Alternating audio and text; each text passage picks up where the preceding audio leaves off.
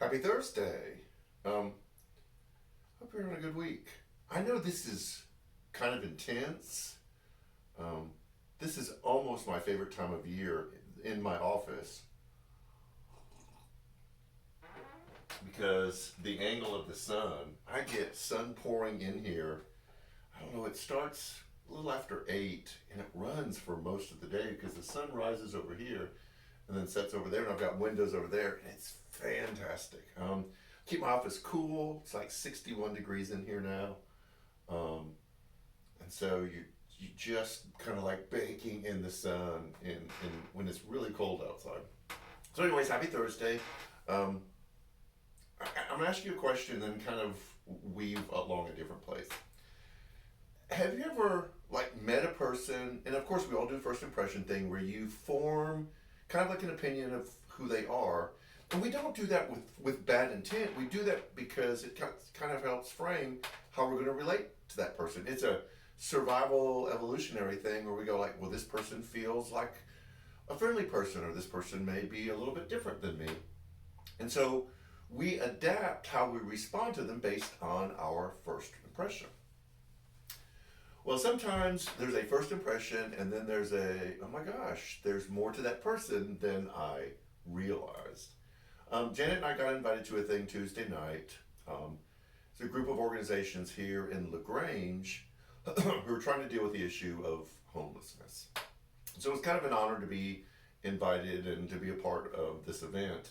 But we ran into someone who kind of is at a high level of importance in this coalition that we first met when we moved to LaGrange back in July of 2017. And we really like this person. This is really a great person. Um, and we have a great relationship. No ill will. In fact, when we saw this person, it was like hugs, good to see you. But there's nothing that was kind of maintaining the relationship all along. But our first impression of this person was based on our first meeting when we moved to LaGrange. And then when we met them and they have this high level position within this coalition, um, Janet and I were leaving the event Tuesday night, and we both kind of said this to each other. Would you ever have thought that this person would be involved in this? And we both were kind of like, well, no. And we felt kind of bad because we liked the person, but we had kind of formed an impression based on our interaction with that person, and we didn't allow for there to be more to this person other than our superficial interaction. So there's a whole new respect because I've had to kind of fold this new revelation of this person into how I see them. Now we'll probably won't see them again unless we have some kind of event together like that. It was really kind of cool to see that there was more than we had originally thought. This happens to me, and I've kind of built it into my life all the time with understanding just the things of Scripture and what does it mean to live for Christ. That's the reason why I have all of this. Now, they're not all related to ministry, but the whole top shelf, this whole shelf right here is just commentary on Scripture. It's not in agreement with each other. They will say different things about Scripture. Um, some of it says things that I find comfortable. Some of it says things that I just kind of cringe and go like, I'm not sure that's true.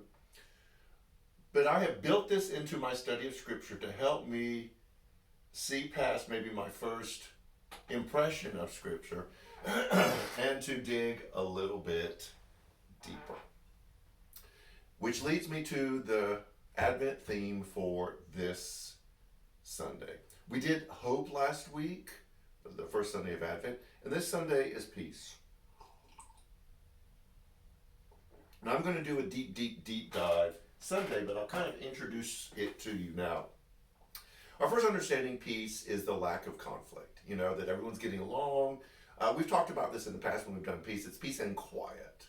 And it's just this stillness where our mind shuts down and there's not all this noise around us that allows us to experience peace. We realize that that's a certain type of peace, but that may not be the depth of scriptural spiritual peace. So we go to the next level, and this is where most of us reside. And that is in the midst of the storm, we can find this place emotionally and spiritually and mentally that can kind of hold us in place even though everything rails on around us. So that's the peace that we look for in the midst of everything that we see going on in our world, economically, with crime, with inflation, all of those things. Is in spite of all those things, I want to find a place. Sometimes it's an insular bubble that we want to be protected from all those things, which is another conversation. But so that's kind of where a lot of us stop in our understanding of peace. If I can just find this place, I can create whatever separation from what's going on in the world so I can live in this peace. These have helped me in a deeper dive into scripture that there's even a deeper level of peace, and that is the acceptance and embracing of some certain truths in life that peace will grow out of.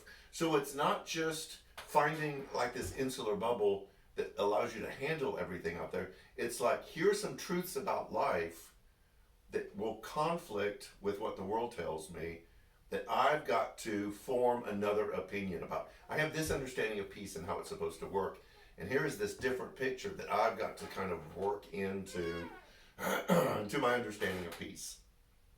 The scripture passage for this Sunday is super interesting. The reason I'm reaching for my coffee is I have the heating pad there.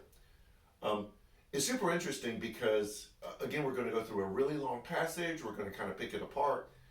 And the passage is real difficult to understand. And I'm going to be real honest with you. There's a lot of what feels like contradictions in the passage that we're going to cringe at because we don't like to hear that there's contradictions.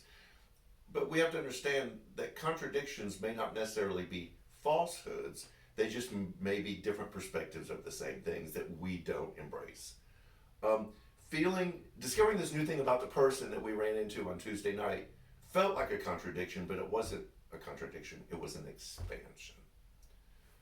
And so this passage is going to do that to us Sunday morning. But I think it'll take us even a deeper level than we normally go with our understanding of peace, and create a perspective that's much fuller than where a lot of us tend to be. So that's this Sunday about peace. A couple of things that are happening. One is we have one time slot left for bell ringing. If you want to do bell ringing on December 10th at Hobby Lobby, in our lobby, there is a place for you to sign up. So make sure that you sign up in that place and put your information down so we can remind you. Also, we only have 6 tags left on our giving tree. All of you have been awesome. We had 51 tags. You've taken almost all of them. If you want to get a tag, you're going to need to hurry up this Sunday and grab one. A lot of stuff going on. We hope to have after party again. We've taken off for 2 weeks. And we're moving more into the Advent season. So I've got sermon prep. It's my last day of sermon prep during the week. I take tomorrow off, and then Saturday I really do some deep dive into it. So I've got to get to that. I hope you have a great week. Let me challenge you. Open yourself up to new, expanding perspectives about things that you think you already know all about. That's what these help me do. So have a great rest of the week. Stay warm. We'll see you Sunday. Take care.